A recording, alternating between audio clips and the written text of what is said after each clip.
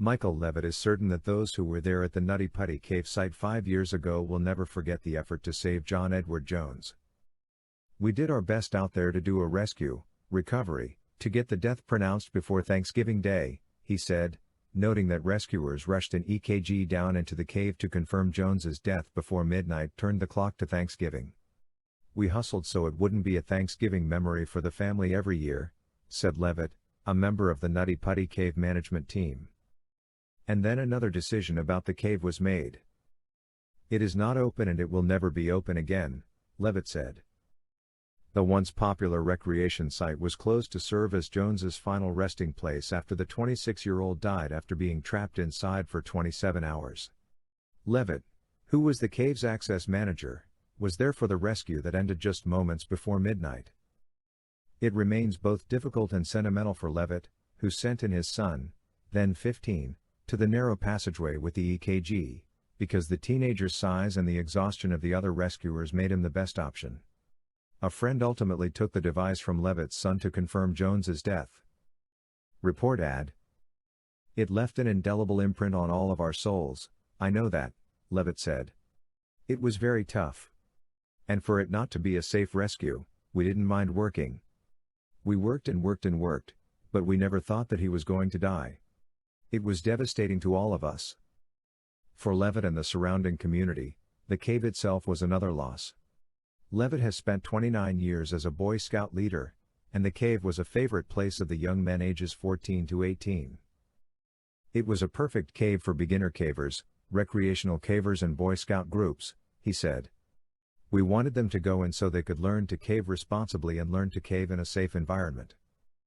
Inside the cave, the young men learned confidence, team building and how to work and struggle together.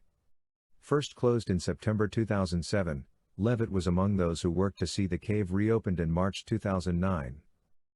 It was only reopened under a management plan with the Timpanogos Grotto that required the entrance to the cave to be controlled by a gate and a reservation system.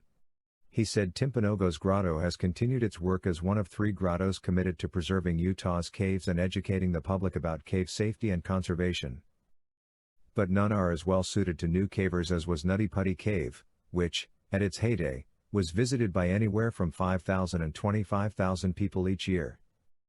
"We do not have another cave like Nutty Putty Cave," Levitt said.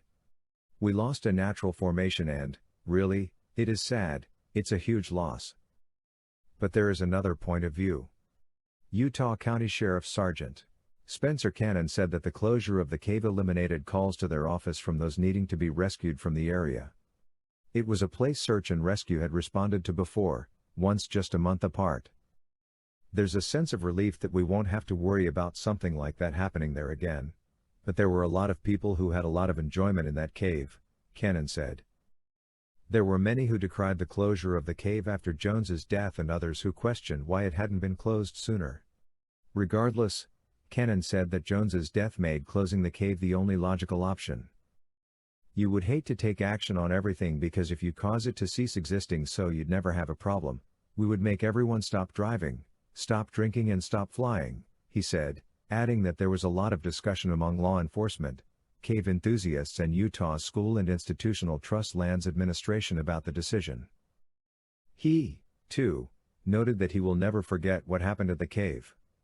He had been in law enforcement 19 years at the time and had never before seen a situation where someone was alive and uninjured when help arrived and they still ultimately died. "That's the hardest thing to look at on that one, was having someone who was completely alive and vibrant and then was at the opposite end of the spectrum at the end," Cannon said. "I don't think anyone will ever forget, when people ask me what are among the most memorable incidents, that's among the top of the most difficult."